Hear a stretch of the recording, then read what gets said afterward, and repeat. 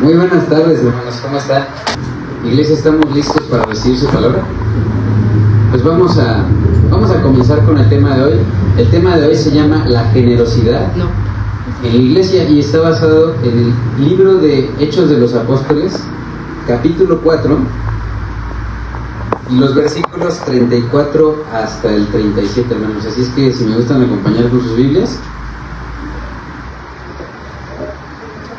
Hechos capítulo 4, versículos 34 al 37. Dice la palabra de Dios allí en Reina Valera: así que no había entre ellos ningún ¿qué? Necesitado, porque todos los que poseían heredades o casas las vendían y traían el precio de lo vendido. En el 35 dice: y lo ponían a los pies de los apóstoles y se repartía a cada uno según su necesidad. Entonces José, a quien los apóstoles pusieron por sobrenombre Bernabé, que traducido es hijo de consolación, levita, natural de Chipre, como tenía una heredad, la vendió y trajo el precio y lo puso a los pies de los apóstoles.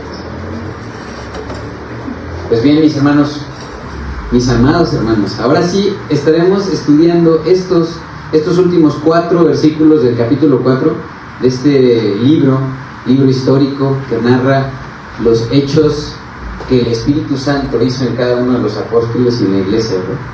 Y bueno, verdaderamente este libro es interesante y edificante en gran manera, por eso es que lo leemos, lo estudiamos, ¿verdad?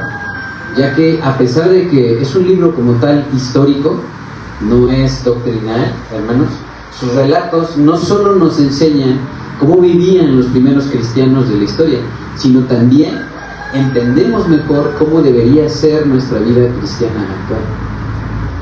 Aparte, ¿verdad?, de las grandes enseñanzas espirituales que encontramos a lo largo de sus páginas. ¿Por qué? Porque podemos ver la manifestación del Espíritu Santo aún y cumpliéndose la promesa del Espíritu Santo que nuestro Señor había dejado, ¿verdad? Que había de venir el Espíritu Santo y obrar como nuestro Señor obró, haciendo obras y milagros de sanidad, de salvación, ¿verdad? Y miren, hermanos, en estos versículos vemos cómo los creyentes del primer siglo compartían todos sus bienes para que no hubiese necesitados entre ellos, teniendo así una comunidad de bienes compartidos. Y bueno, pues ahora estudiaremos lo que eso significaba. Así es que vamos a ver unos puntos que vemos en estos versículos.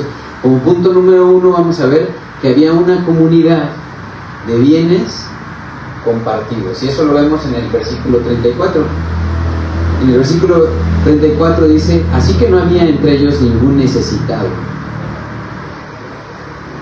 En el estudio pasado, hermanos, vimos que una característica de la comunidad cristiana de la época apostólica fue la comunidad de bienes compartidos. ¿Pero qué significa esto?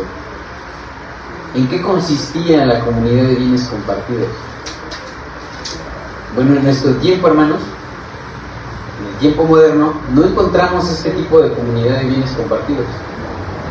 De hecho, la iglesia es ejemplo de ello, pero no la encontramos como tal en el mundo. No hay una manifestación tal cual. Más bien existe lo que se conoce en el mundo como la propiedad privada. Eso sí lo ubicamos muy bien, ¿no? El capitalismo. Es decir, una sociedad que delimita sus propiedades y no las comparte con alguien más. Esa es la propiedad privada. Al contrario, ¿verdad?, hace que las personas deseen tener sus propias cosas sin compartirlas con nadie. Y si es posible, aumentarlas lo más que se pueda. La propiedad privada, cuando alguien posee mucho, es sinónimo de éxito para el mundo, de reconocimiento. Y en ocasiones eso para el mundo, para cuando estamos en la carne, eso nos deslumbra, nos puede llegar a engañar, nos puede llegar a desviar. La codicia es algo que seca los huesos, enferma el alma, mata el espíritu, de hecho. Y bueno, esto lleva a una sociedad de gran consumismo, egoísmo, ¿verdad? Una sociedad egoísta e indiferente al sufrimiento y necesidad ajena. Ahora, cuando Dios liberó a Israel de la esclavitud de Egipto y lo introdujo en la tierra de Canaán, estableció leyes que regulaban el hecho de que una familia fuera a acaparar más territorios que otras y que de esa manera se apoderara de las propiedades vecinas.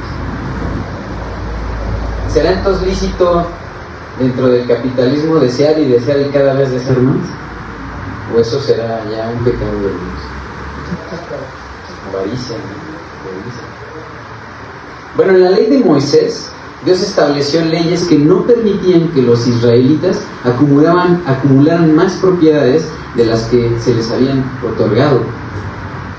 Si ustedes quieren saber qué hizo el Señor, pues podemos irlo viendo desde el libro de Éxodo, ¿verdad? Cómo lo sacó de la esclavitud, donde en realidad ellos no poseían nada.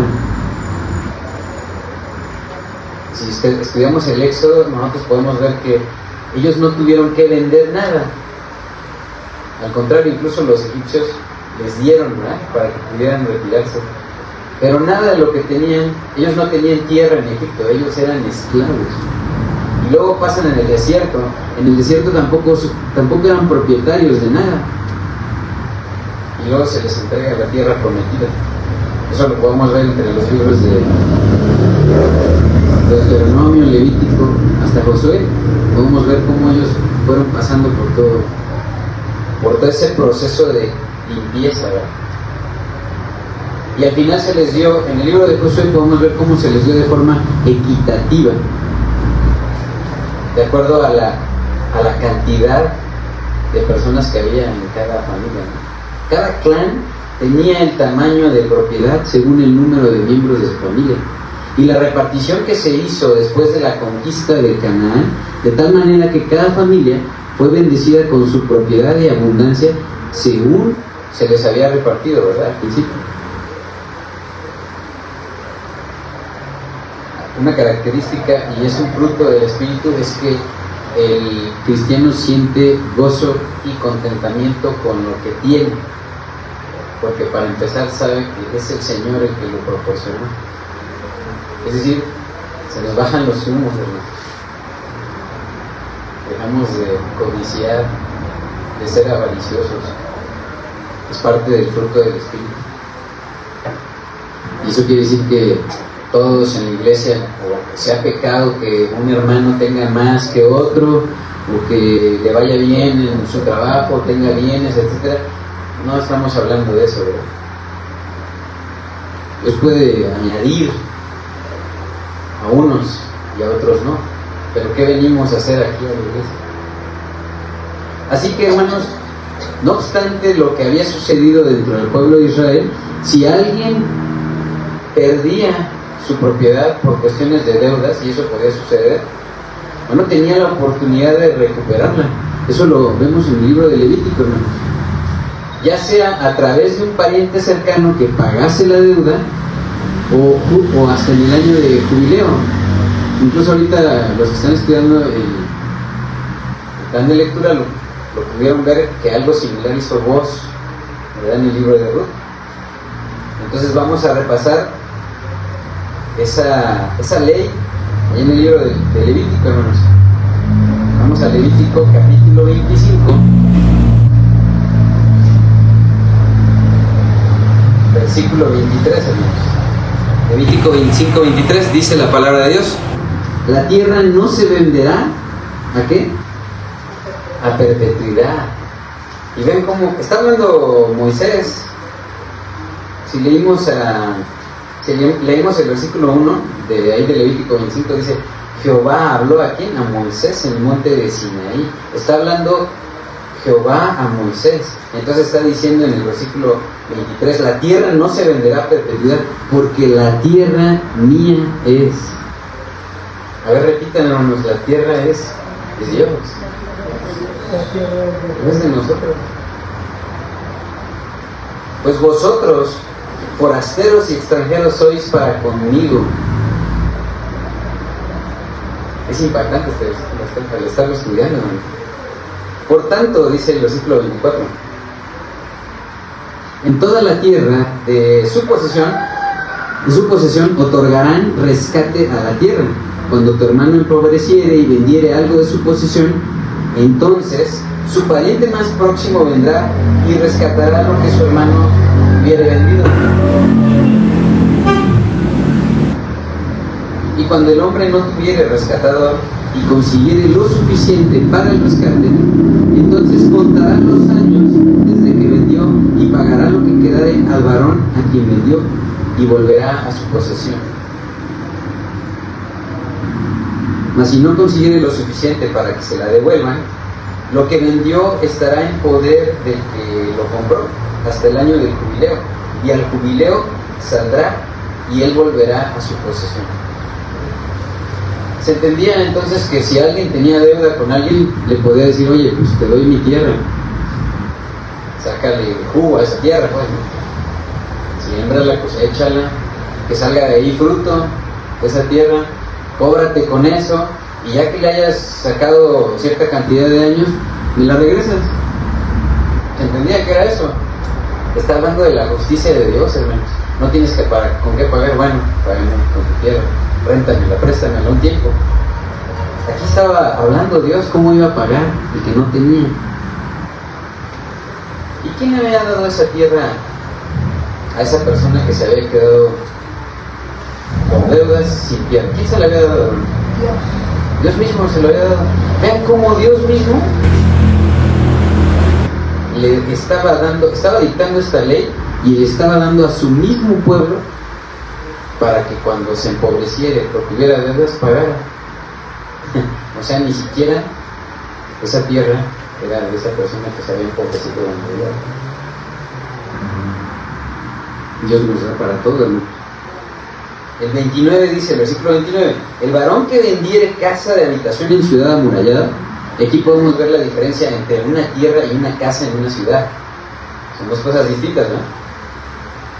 Por eso dice, el varón que vendiere casa en habitación en ciudad amurallada tendrá facultad de redimirla hasta el término de un año desde la venta. Un año será el término de poderse redimir. Y si no fuera rescatada dentro de un año entero, la casa que estuviera en la ciudad amurallada quedará para siempre en poder de aquel que la compró y para sus descendientes. No saldrá en el año del jubileo. Es diferente un terreno, una tierra que puedes rentar y sacar provecho a una casa. ¿Se entendía, verdad? Vean cómo estaba dando esta ley el Señor. Sin embargo, pues ¿qué creen, mis hermanos? Israel no obedeció esta ley. Una ley muy simple. Y la desobediencia lleva al desorden,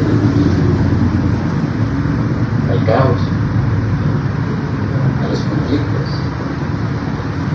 a la guerra. A eso lleva. Una característica que vemos incluso en nuestras propias vidas es eso. Cuando hay desobediencia y desorden en nuestras vidas. Tenemos desordenados a veces, pues para empezar, nuestros pensamientos, pero también nuestros hábitos. Y de nuestros hábitos se empieza a manifestar, se empieza a exteriorizar, hermano. Tenemos desordenada nuestro cuarto, nuestra casa, los estudiantes, nuestros apuntes, la mochila, y se acumula el desorden. Y del desorden viene la suciedad, el polvo, ¿no? ¿Qué les habrá ocurrido al pueblo de Israel por entrar en codicia? Y solo pues querer para ellos mismos. Bueno, pues justo como ahora está sucediendo en el mundo, lo vemos, ¿verdad? Y hay países que dicen, ahora voy a poseer esto, voy esto y esto. No voy a decir qué países, pero parece que fuera de ambos bandos.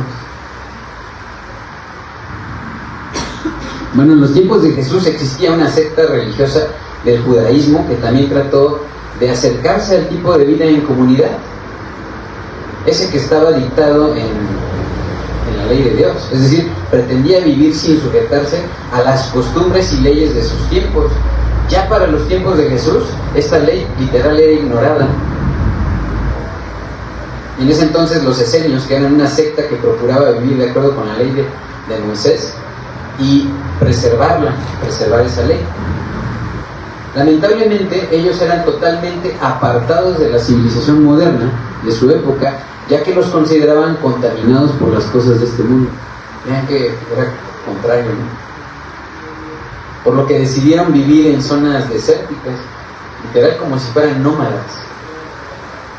Estos esenios habían establecido una comunidad de fondo único, es decir, toda la administración de bienes se distribuía en la misma proporción para que nadie tuviese más que su semejante. ¿Esto les suena, hermanos? Que cuando estábamos en la escuela, es como lo contrario al capitalismo o a la propiedad privada, es el socialismo. Eso ocurrió con los esenios, era una secta dentro del judaísmo. De tal forma, en esta secta, que cuando alguien se convertía en esenio, sus propiedades pasaban a ser parte de toda la comunidad y los frutos de su trabajo eran divididos entre todos los miembros de la secta de manera equitativa.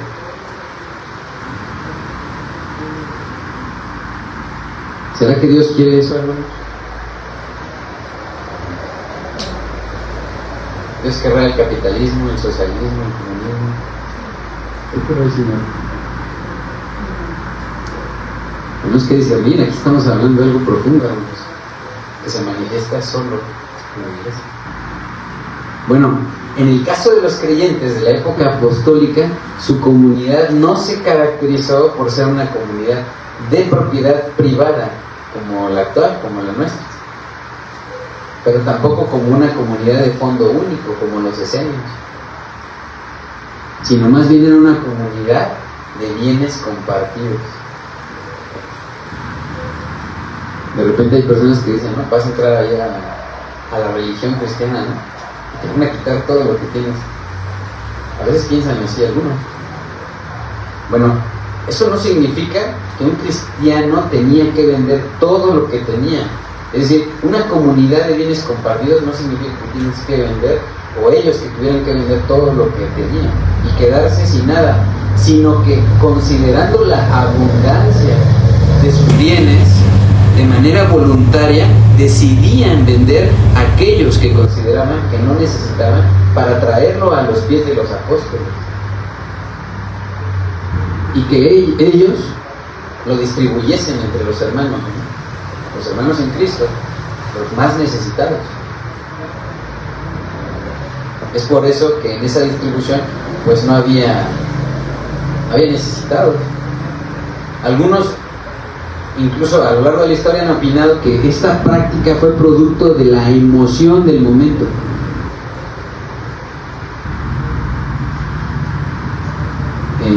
Justamente en el libro de los apóstoles, cuando se da el Pentecostés, se manifiesta un hecho glorioso. Empiezan los que estaban ahí presentes, llenos del Espíritu, comienzan a hablar en lenguas. Y los que no esperaban al Espíritu, la promesa del Espíritu, que no fueron llenos del Espíritu, los veían y decían, estos están enloquecidos, están ebrios.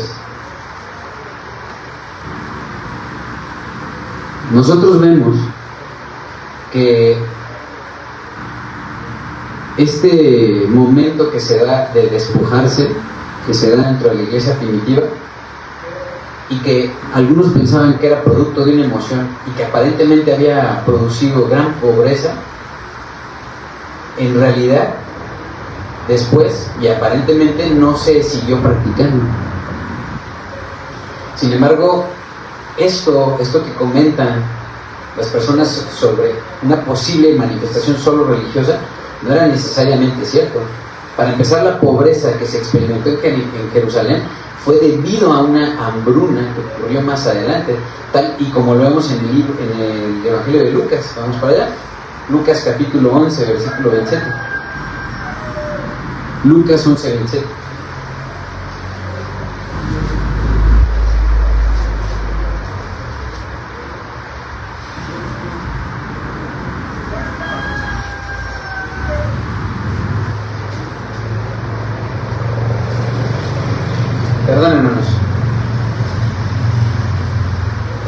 11 dice.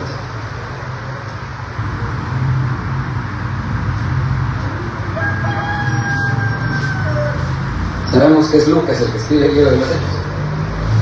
Entonces, por eso me confundimos.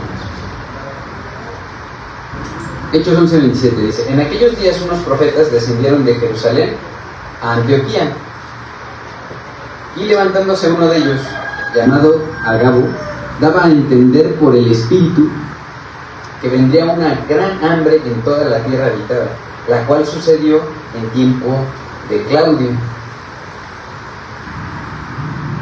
La hambruna entonces no fue debida a la pobreza dentro que experimentaron también las iglesias, no fue debido a la práctica que estaban haciendo. Bueno, al final de nuestro pasaje base, que es en Hechos capítulo 4, se resalta la generosidad que existía en el corazón de estos creyentes, de utilizar, ¿verdad?, sus bienes y propiedades para ayudar a los más necesitados. Hermanos, esto es algo importante que podemos aprender, especialmente porque vivimos en una sociedad que es altamente egoísta, hedonista incluso, o sea, vivir para el placer propio, ¿verdad? Y no le importa el bienestar de su prójimo. Muchas veces no le interesa si tiene para comer o para abrigarse. Y el enfoque del hombre moderno es triunfar y acumular la mayor cantidad de bienes y lujos posibles, sin compartirlos con nadie. Las redes sociales, hermanos, están llenas de hedonismo. Es por eso que se sacan fotos aquí y allá, y con el pastelito, y con la comida, y con el viaje, ¿no? Las redes sociales parece que nos estuvieran educando o manipulando o adoctrinando para hacer eso. Eso es el enfoque del hombre moderno. Y muchos hombres y mujeres se han enfermado de avaricia, de codicia, a través de eso que promueven las redes sociales. ¿Qué sucede? Nos llevan a acumular sin compartir con nadie. A lo sumo, ¿verdad? Lo que tenemos solo lo compartimos, lo comparte el mundo con la familia. Sin embargo, la iglesia del primer siglo no lo vio así. De hecho, Santiago nos lo enseña. Vayan allá a Santiago, capítulo 2. Santiago, capítulo 2.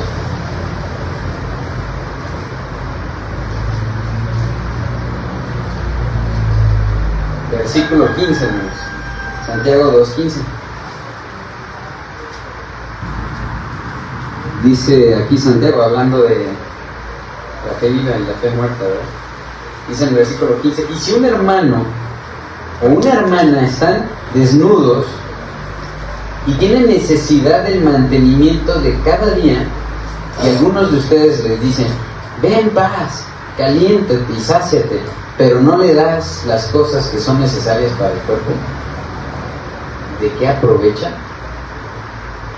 Hermanos, ese de qué aprovechan no lo está diciendo por ese hermano, lo está diciendo por nosotros. ¿De qué te aprovecha que le digas: vete en paz, caliéntate y sáciate, pero no le das lo que necesita? Como creyentes, hermanos, no podemos ignorar las necesidades que otros creyentes pasan, naturales y también las espirituales. No podemos dejar pasar también las mismas necesidades materiales de la iglesia. Debemos ser generosos, mis hermanos, pero dando también con sabiduría, abriendo bien nuestros ojos espirituales, para no ser víctimas de personas sin escrúpulos, que buscan estafar las vidas de los demás, abusando de la fe. Algunos vienen de congregaciones así, donde fueron heridos, donde fueron abusados, explotados, les quitaron a algunos hasta sus bienes, con una fe triunfalista, ¿verdad? Entre más des, más te va a dar de Dios, ¿no? Y por eso muchos vienen condicionados a eso: si yo doy, Dios me va a dar.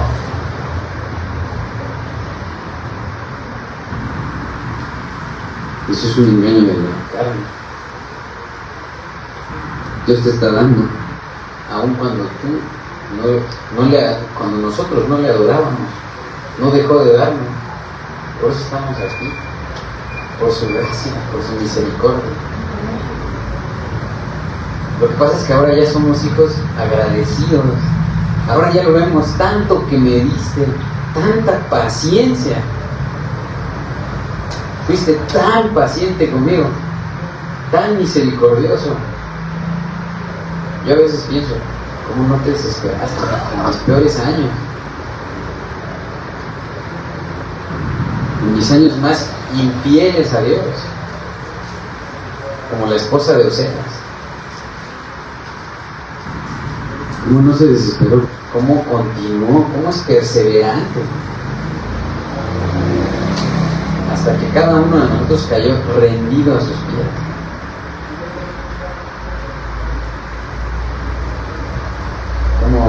Como esta alabanza que estábamos cantando prácticamente al final. Besar tus pies, humillar ante ti. Como alabastro. Derramarte mi ser a Dios. Pero Él fue paciente mientras tanto, ¿verdad? Bueno, tenemos que ser sabios para dar también. Yo recuerdo una ocasión donde el pastor Chuy Olivares está comentando en una prédica que alguien llegó y les ofreció a la iglesia un departamento, una propiedad. Y el pastor dijo, voy a orar. Y después de orar dijo, no lo voy a aceptar.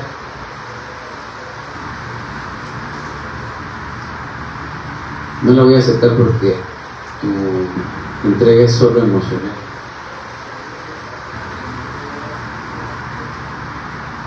A veces queremos dar así de forma emocional, no es sabio. Hay que dar, pero también con sabiduría. Dios nos enseña. Así que esto fue la comunidad de bienes compartidos, hermanos. Espero haya quedado claro para la gloria de nuestro Señor. Y como punto número 2, tenemos la administración de las ofrendas. Esto es lo que nos enseñan estos versículos. En el versículo 35, ¿verdad? De nuestro pasaje base, Hechos 4:35, dice, y lo ponían a los pies de los apóstoles. ¿Y qué sucedía? Vayan allá, Hechos 4:35. Y lo ponían a los pies de los apóstoles y se repartían a cada uno según su necesidad. Esa palabra repartía, hermanos, viene de una palabra en griego, diadidomio, que significa repartir, dar, entregar y ceder. Hay personas en la iglesia, hermanos, que se acercan y dan, y luego dicen, eso yo lo di. Entonces no lo has dado. Tienes que despojar, desprender. Mis hermanos, todas las ofrendas que los creyentes traían tenían un solo propósito: ser distribuidas para ayudar a las familias cristianas, para que no hubiese necesitados entre ellos. Por eso es que las ponían a los pies de los apóstoles. Y ellos no lo tomaban para quedárselo para sí mismos, sino que lo repartían a cada uno según su necesidad.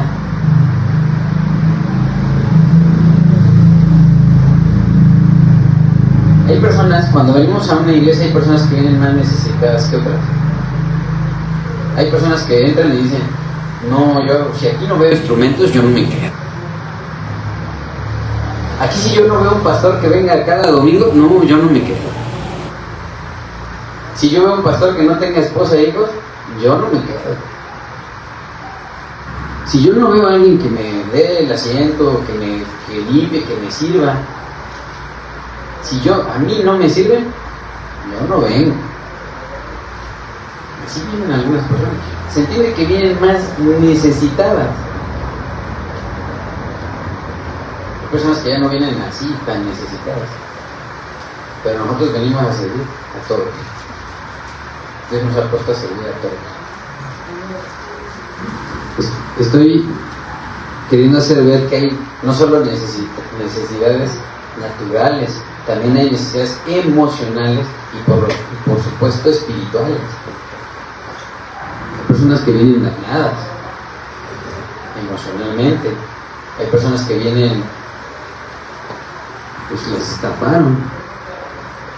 Hay necesidades naturales, emocionales, espirituales que se vienen a derramar aquí en la iglesia. Hermanos, entonces es obvio que este era el único uso que le daban a las ofrendas los apóstoles, repartirse para que no hubiesen necesitados. En realidad no existían en esa iglesia, en la iglesia primitiva, no existían otros gastos que la iglesia tuviese que enfrentar, porque no tenían templos, hermanos, ni propiedades, no había personas tampoco asalariadas, sino que cada uno seguía con su vida en su oficio con el cual sostenía a su propia familia, y la repartición de las ofrendas traídas ayudaba a solventar cualquier otra necesidad que pudiese presentarse entre la comunidad. Hermanos, aquí en esta porción, y si nosotros estudiamos el libro de los Hechos, no se nos dice cómo era la toma de decisiones para discernir a quién se le debía ayudar, pero sí vemos que los apóstoles eran encargados de esto. Probablemente los primeros beneficiados de esta repartición, eran las viudas y los huérfanos, los enfermos, los más necesitados. Así que era labor de los apóstoles tomar las mejores decisiones para la gloria de Dios. Hoy en día, como creyentes, no debemos desaprovechar la importancia que tenemos de compartir de lo que el Señor nos ha dado. ¿El Señor te ha dado, hermano? Nos ha dado mucho, hermano.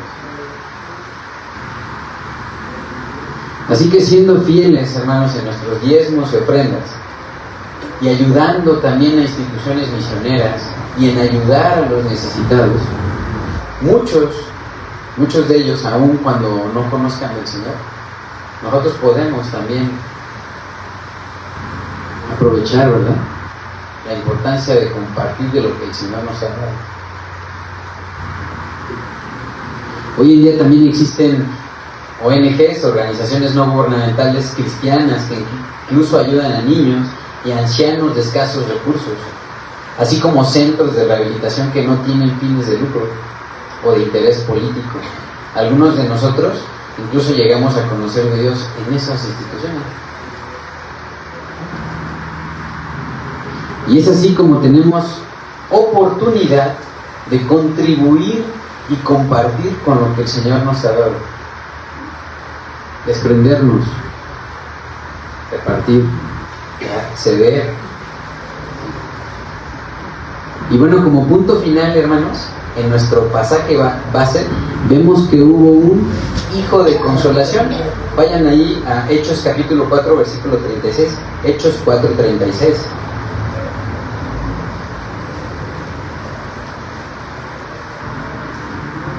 Entonces José, a quien los apóstoles pusieron por sobrenombre Bernabé. Y todavía la Biblia hace una traducción, ¿verdad?, que traducido es hijo de consolación. O sea, los apóstoles le pusieron un apodo a José, Bernabé, hijo de consolación. Mira Bernabé. Era un levita, ¿verdad?, natural de Chipre. Como tenía una heredad de este varón, dice ahí en el versículo 37, la vendió y trajo el precio y lo puso a los pies de los apóstoles. Hermanos, en estos dos últimos versículos de este capítulo encontramos a un personaje que más adelante tendrá una participación importante en el libro de los Hechos. Este se llamaba José, no se llamaba Bernabé, se llamaba José, de la tribu de Leví, oriundo, ¿verdad?, de Chipre, que es todavía una isla ahí en el Mediterráneo. Bueno, este levita tenía una heredad, la cual la vende y trae el precio de la venta a los pies de los apóstoles, para que estos dispusieran el dinero para ayudar a los necesitados. En todo esto, hermanos, se ve la gran generosidad genuina de este varón, su interés por el bienestar de sus hermanos en Cristo, aquí cabe una pregunta. ¿Te interesas por el bienestar de tus hermanos en Cristo? ¿Cómo puedo hacerlo? ¿Cómo puedo interesarme más por las necesidades de mis hermanos en Cristo? Y hermanos, nosotros sabemos a través de un proverbio, nosotros sabemos que prestarle al pobre es como prestarle a Dios. Y Dios siempre paga sus deudas. Y tiene con qué. Miren, vayan a Proverbios capítulo 19, versículo 17. Proverbios 19, 17.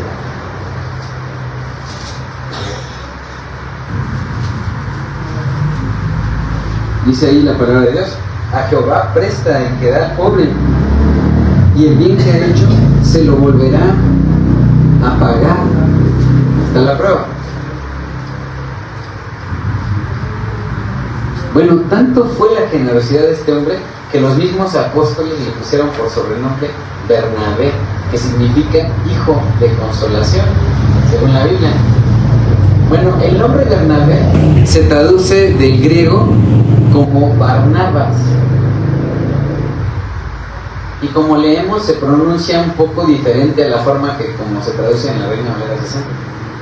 De hecho, todas las Biblias de idioma español lo traducen como Bernabé,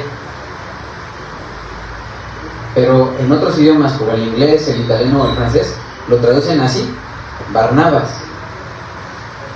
Aunque aquí se nos dice que su traducción es hijo de consolación, se vuelve difícil identificar el origen etimológico para confirmarlo,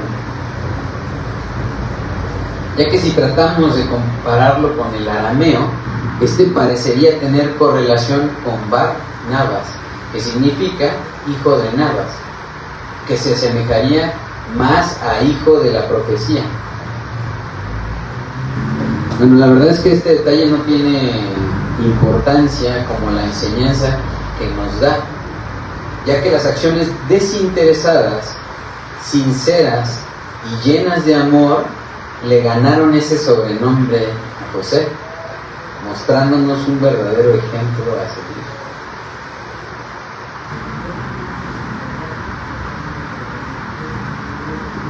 Regrésense a Hechos capítulo 4, hermanos, y les voy a leer los versículos 32 y 33. Hechos 4, 32.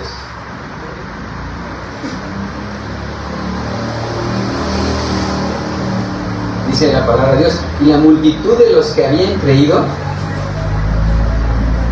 Nosotros estamos en medio de una multitud, hermanos, de los que han creído. Nada más que aquí, ay, hermano, ¿no ves que somos 20? Nosotros vemos 20 aquí reunidos, pero hay otros 20 reunidos en otro lugar, 80 en Milpalta y 600 en Voz de Dios y en muchas congregaciones. Esa es la multitud de los que han creído, los verdaderos hijos de Dios. Dice: y la multitud de los que habían creído eran de un corazón y un alma. ¿Sabes por qué somos de un corazón y un alma, hermanos? Porque somos templo del Espíritu Santo. Él es el que nos gobierna y habita en nosotros. Él gobierna ahora nuestra voluntad.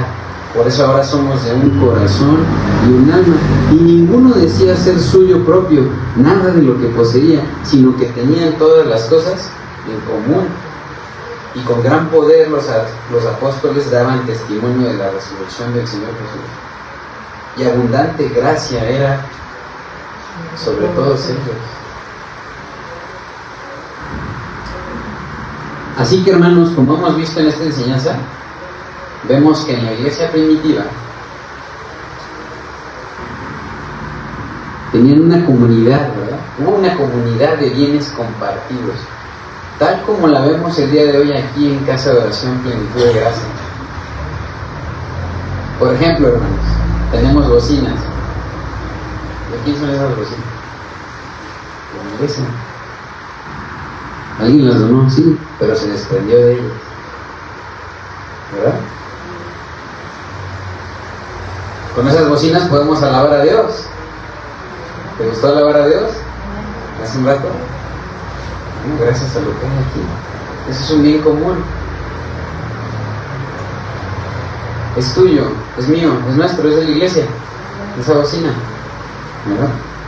Pero es para un bien común, en este caso, que alabemos a Dios. También tenemos una pantalla, hermanos, aquí arriba, ¿verdad? Con la cual podemos transmitir los servicios y también las referencias bíblicas. ¿Te ha llegado a olvidar tu Biblia? Ahí la puedes leer, ¿verdad? Es una bendición. Ahí se transmiten las referencias bíblicas, pues que el maestro o el predicador está haciendo referencia. Y así como los debería, ya podemos verificar, sí, dijo bien. A ver, ¿está leyendo Hechos 11 o Lucas 11? Y así muchas otras cosas, hermanos. Está sentado en una silla, a lo mejor no es un reposer, ¿verdad? Pero hay una silla donde puedes estar atento, tomando esta enseñanza, esta clase. Es un bien común. También hay mesas y muchas otras cosas más. Y cada vez que vengo, bueno, yo me doy cuenta, así aunque sea algo pequeño, cada vez que vengo hay algo más. Gracias a Dios por lo que está haciendo en nuestros corazones. Es que hay generosidad en la iglesia. Ahora hay ventilador, los gallardetes, la lana, otra lana. Es una comunidad de bienes en común y podemos disfrutar. ¿Te sientes más cómodo? Está ahorita fuertecito el solecito, se ve, se ve que está solecito, pero ¿te sientes a gusto? Gracias a Dios. Gracias a Dios que ha puesto esa comunidad de bienes en común y que poco a poco los hermanos, entre todos, yo veo que al hermano le pega mucho el sol. Vamos a poner otra lámina.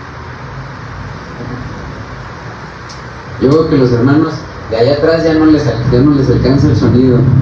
Alguien trajo otra bocina. Alguien trajo un poder y se desprendió. Alguien trajo sillas y se desprendió. Hoy en la mañana alguien trajo, hay un tiempo que tenemos de coinonía, los servidores, ¿verdad? Alguien trajo de su casa huevito, arroz con leche, café, es sabroso. Y alegría además para que la compartir. Y unos pancitos de chocolate bien sabrosos. Bueno, aquí hermanos tenemos muchas cosas como las que tenemos en nuestras casas. Por supuesto que aquí hay otras necesidades que las que tenemos en nuestra casa, ¿verdad? Pero también aquí hay. Para que aquí, donde se da el banquete del Señor, nos podamos sentir como en familia, hermano. Es una bendición. Además, se hace una sabia administración aquí de los diezmos y de las ofrendas, con las cuales no solo se cubren necesidades naturales, hermano, sino lo principal, se cubren muchas necesidades espirituales que se presentan a lo largo de la semana, de los meses e incluso de los años. Esta congregación está en su tercer año. Entre ellas, hermanos, una necesidad espiritual es la consejería, la administración, la oración y principalmente hacia personas o por personas que no conocen del Señor. En ocasiones los pastores se tienen que mover a ministrarle a personas que no creen en Dios. Hay personas que dicen, no, yo al pastor lo veo cada medio año, cada 2 semanas, no viene. ¿Por qué no viene? ¿Qué está atendiendo? Es un pastor que atiende 2 congregaciones, y ahorita ya son 2 congregaciones. Plenitud de gracia y mil falta, gracias a Dios. Que Dios les dé fuerzas, ¿verdad? A los 2. Y hay ocasiones en que hay una necesidad espiritual de alguien que no conoce a Dios, pero que es pariente de alguien que sí conoce a Dios. Oiga, pastor, puede ir a ver a mi hermano, a mi hermana, mi primo, enfermó, tiene cáncer, está grave. Puedes ir a orar por ellos. Entendemos que con la administración de los diezmos y las ofrendas es que se puede hacer esa labor de ministrar la palabra, de orar por otros, de llevar el pan a aquellos que no le conocen. parte de la oración que yo le hago al Señor cuando estoy con mi familia, mis hijos, le pido al Señor que seamos llenos de la palabra de Dios. Porque cuando nos llenamos de la palabra de Dios, es como cuando los israelitas tenían su medida bien llena, podían saciar a su familia, pero también puedes repartir la palabra de Dios a aquellas personas que no le conocen. Es por eso que el cristiano es compasivo, no solo con sus bienes, sino con aquellas personas que no conocen de Dios. Muchos cristianos, por ejemplo, tienen el hábito de: les voy a comprar Biblias, les voy a regalar. Y regalarlas sin que sepan que yo les regalo. Hay algunos cristianos que tienen ese hábito. Es un buen hábito. A veces ves que una persona no tiene Biblia, le regalas una.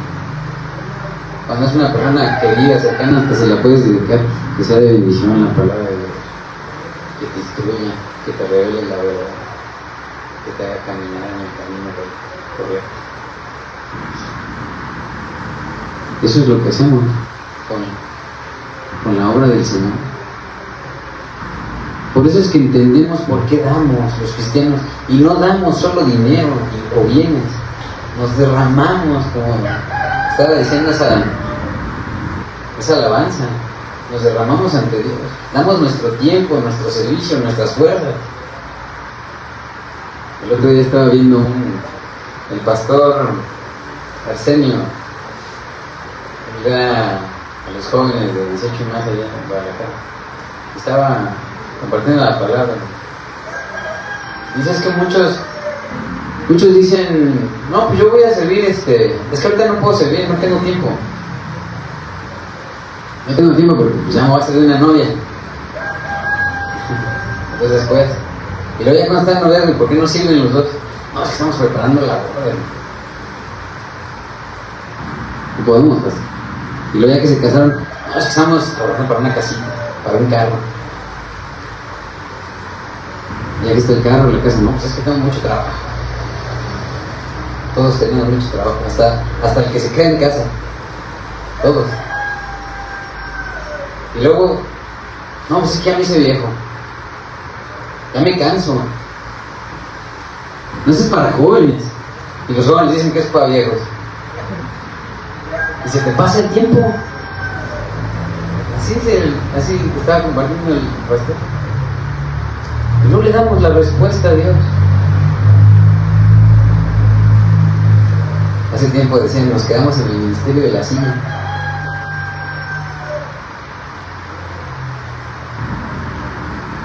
El cristiano practica la generosidad. Es como si no se cansara de dar, porque estamos tratando de imitar a Dios. Pero es que reconocemos que es Él el que no se ha cansado de darnos a nosotros. Hermanos, es la obra y la palabra derramándose a través del mover del Espíritu en nosotros. Es inevitable, no es una emoción, hermanos. Es un mover del Espíritu en nosotros. Por eso damos, pero damos con sabiduría. Una vez les platiqué el ejemplo de unas personas, es un varón, ¿no?, que descuidó a su hijo. Es más, piensen en cualquier artista, casi cualquier artista. No voy a decir nombres, pero seguro se van a imaginar alguno. Piensen en cualquier artista que no crían a su hijo. Es como si no aceptaran el ministerio. Cada ministerio es para servir. Como no lo aceptan, pues dicen: no, pues yo voy a poner sirvientes, y que me reparte comida, y que vaya a una buena escuela, y así, ¿no? Y por ahí de los 16, 17, ¿por qué esa edad? No sé. El hijo le entra a las drogas. Y luego de las drogas pasan años drogándose, y cada vez alejándose más de la parte emocional. Y el papá no se acerca, no sé por qué le entró a las drogas. Y años después, 5 años, 10 años después, Resulta que el hijo traía un dolor, un abandono. Y no se lo había dicho.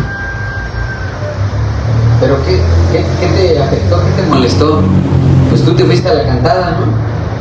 Allá andabas en todos los escenarios, los países, te volviste famoso, te aplaudieron. Menos yo. A mí no me querías. No fuiste intencional, propositivo. Hace rato veníamos platicando con unas hermanas. El cristiano es disciplinado, hermanos, porque Dios nos ha enseñado eso a través de su amor. En Hebreos capítulo 12 dice: Dios a quien ama disciplina y azota al que recibe por hijo. Y es cierto, cuando nos disciplina, a veces nos entristece, pero Él mismo nos anima, y luego hay un fruto de justicia. Lo curioso es que aprendemos más a conocerlo a través de la disciplina. Y cuando se une la disciplina con el propósito, las metas se cumplen.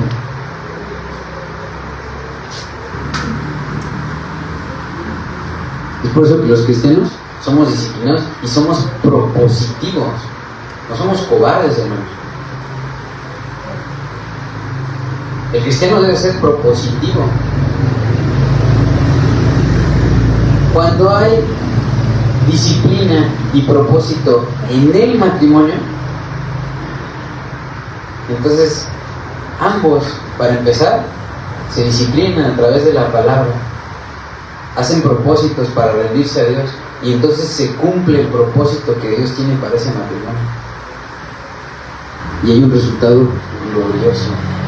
Por eso el cristiano es propositivo, imita a Dios y también es generoso. El cristiano que practica los principios bíblicos de Dios, entre ellos la generosidad, incluso comienza a ser más generoso con su esposa. La cristiana que practica los principios bíblicos empieza a ser más generosa con su esposo, con sus hijos, el esposo también con sus hijos. Y hay tanto que la familia lo nota y la familia empieza a ser generosa. Como les decía, esto es obra del Espíritu Santo que se mueve dentro de nuestro corazón. Es Él, no es emocionalismo. Entonces empezamos a ser como atalayas. El cristiano es como atalaya, está atento, está despierto, empieza a ver las necesidades. Dios nos permite ver nuestras propias deficiencias, nuestras propias necesidades, las necesidades de nuestros hijos, de todos nuestros ministerios, las necesidades de la iglesia. Empezamos a ver, aquí falta un rollito de papel, ¿puedes traer papel? Aquí falta un mueble, aquí falta esto, y lo traemos. Algunos que todavía están, a lo mejor, pues todavía se sienten que no pueden dar. Dicen, no, si traigo un bote ya no me va a alcanzar para la renta. No, que Dios te dé sabiduría para que puedas ver las necesidades, las propias, las de tu familia, las de tus hijos y también las de tu familia en Cristo. Así que finalmente, hermanos, y tal como lo hiciera Bernabé, aquí en la iglesia, aquí en Casa de Oración Plenitud de Gracia, es donde aprendemos a ser verdaderos hijos de consolación. Esta es una escuela, hermanos. Al imitar, ¿verdad?, el carácter de nuestro Señor y Salvador, quien siendo en forma de Dios, no estimó el ser igual a Dios como cosa que aferrarse, sino que se despojó a sí mismo. Ese despojarse a sí mismo de Dios nos enriqueció a todos nosotros, decimos. Por eso es que ahora somos un pueblo de sacerdotes.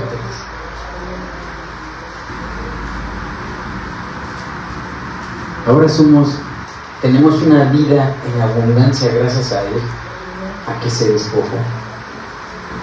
dando, ¿verdad? Con amor, con gozo, con bondad y benignidad, compartiendo lo que Dios nos ha dado aquí en la familia de la fe, e incluso alcanzando para muchos que no conocen del Señor. Es por eso que comienzan a ver la palabra de Dios. Dice allá en Romanos que la fe viene por el oír y el oír por la palabra de Dios. Empiezan a ver que te sobra, hermano, te sobra pan. Dicen, es que antes cantaba reggaetón y ahora se la pasa hablando de la palabra de Dios. Hace rato un hermano me dio un testimonio de eso. Ahora se la pasa hablando de la palabra de Dios. O sea, te sobra pan, llévate, hermano, acá tengo de sobra. Llévate un poco de lo que a mí me ha alimentado y me ha fortalecido y me ha limpiado y me ha enderezado y ha bendecido mi vida. Hermanos, sin duda estos pasajes nos enseñan que nosotros, como hijos de Dios, podemos hacer vida ese carácter con el que fuimos salvados por el Señor. Al ser generosos y poner en acción nuestra fe. Pues una fe sin obras de misericordia, sin obras de amor, de obediencia y adoración a nuestro Dios, aquí en su iglesia, sería una fe muerta, una fe inactiva. Hermanos, que Dios les bendiga a través de este mensaje. Vamos a orar. Ahora ponemos de pie, mis hermanos.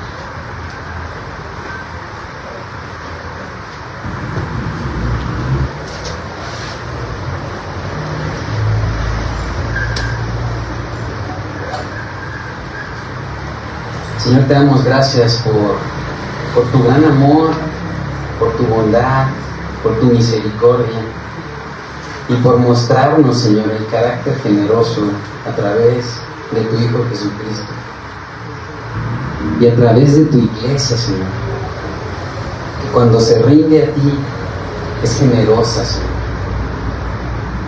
Tu iglesia, Señor, alcanza a muchos porque tú te derramas, Señor, en amor por ella.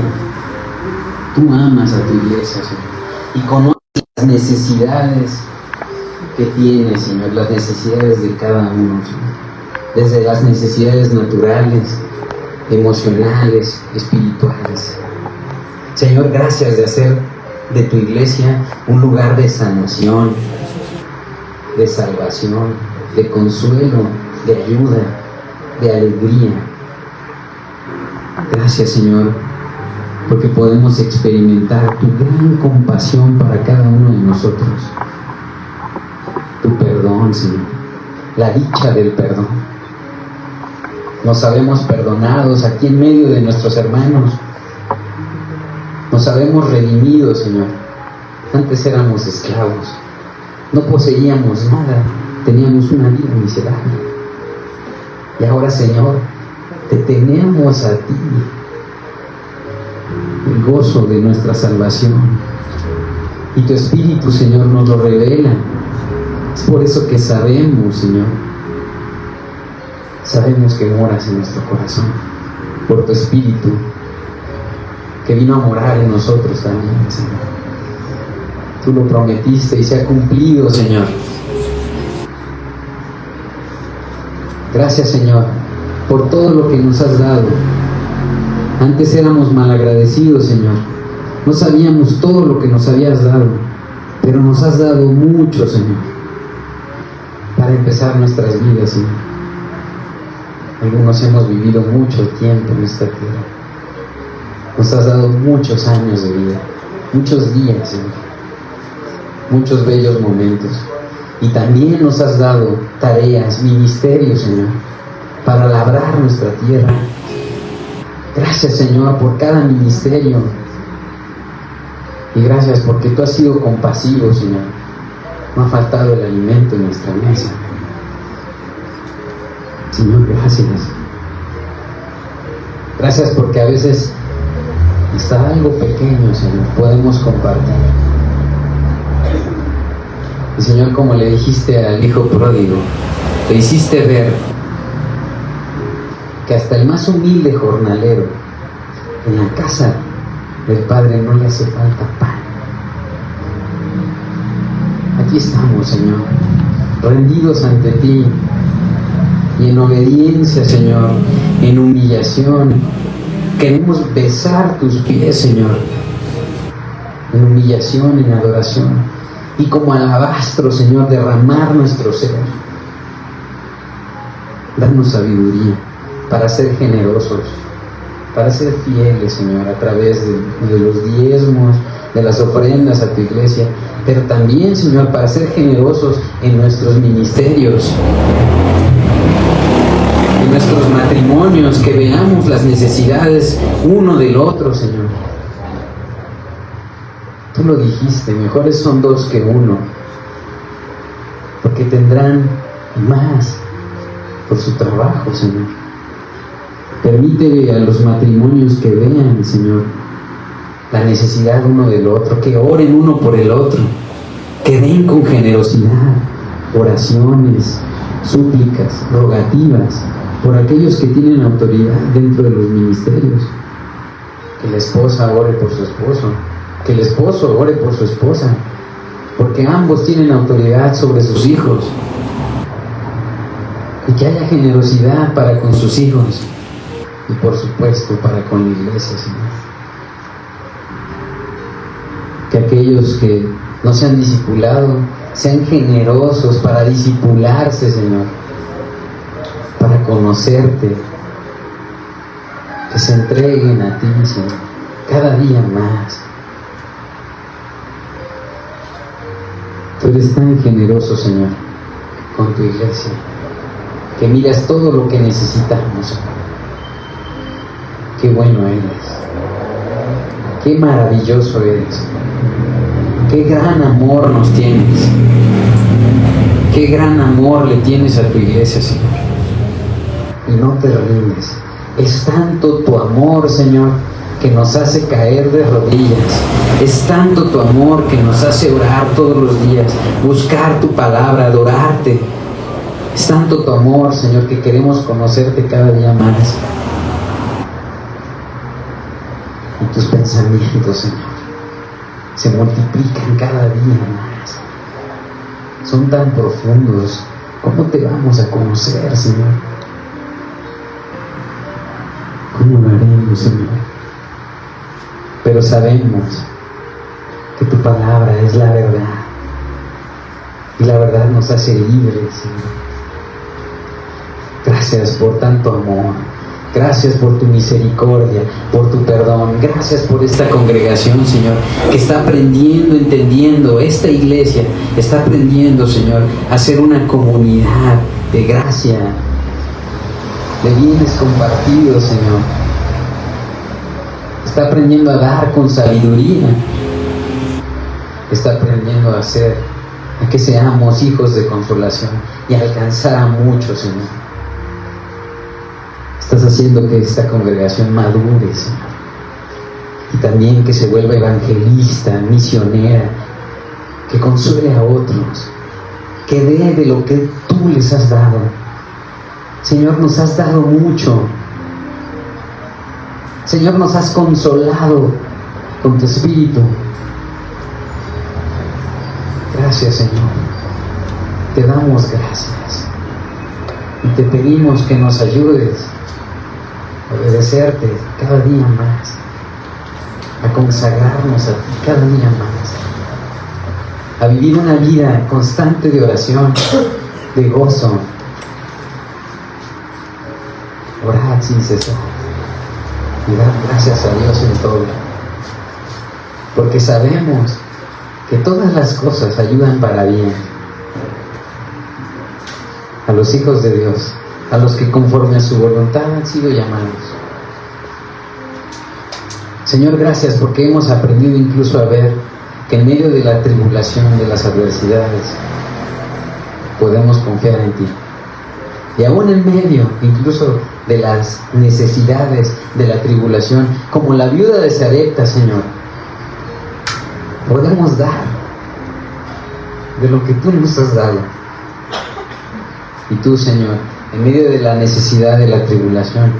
Incluso multiplica, Señor, nuestro consuelo, nuestros bienes.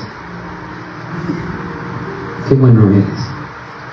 ¿Cómo no vamos a reconocerte, Señor? ¿Cómo no vamos a adorarte y rendirnos ante ti, reconociendo que tú eres Dios? Señor, lo pedimos humildemente, en el nombre de tu amado Hijo Jesucristo, quien vino a despojarse y a enseñarnos lo que es la generosidad. Alabemos, hermanos, a nuestro Dios.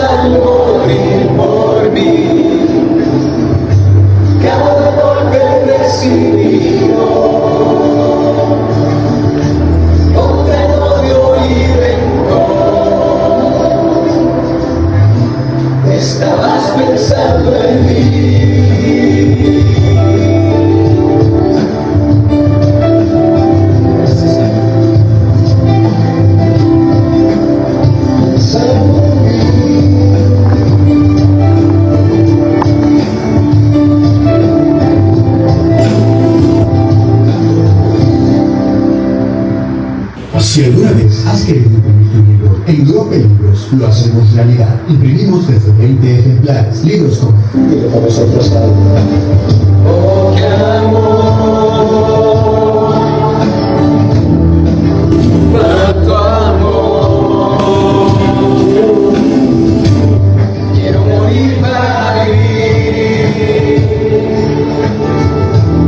y compartir de ese gran amor.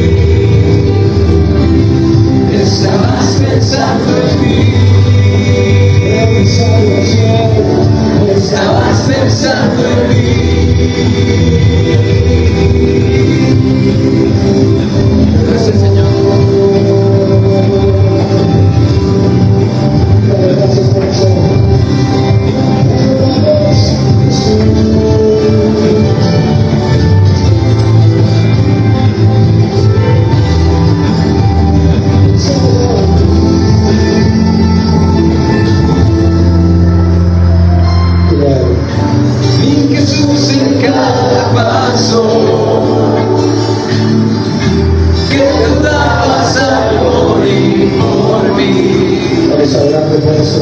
Cada golpe recibido con gran odio y rencor. Mi Jesús en cada paso que tú dabas al morir por mí. Cada golpe recibido con gran odio y rencor. Mi Jesús en cada paso que tú dabas a morir por mí. Cada golpe recibido con gran odio y rencor. Estabas pensando en mí. Estabas pensando en mí. Estabas pensando en mí. Estabas pensando en mí.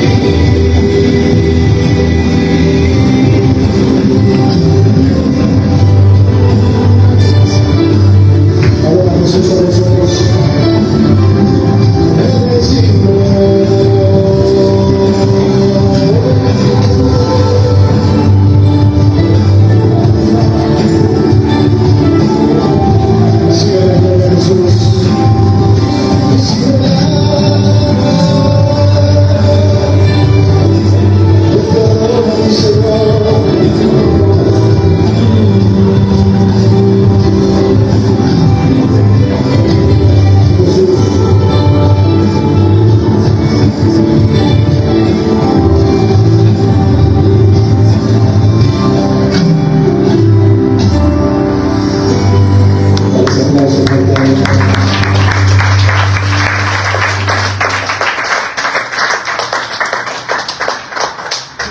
Damos gracias al Señor, mis hermanos, y pues nos despedimos de la transmisión.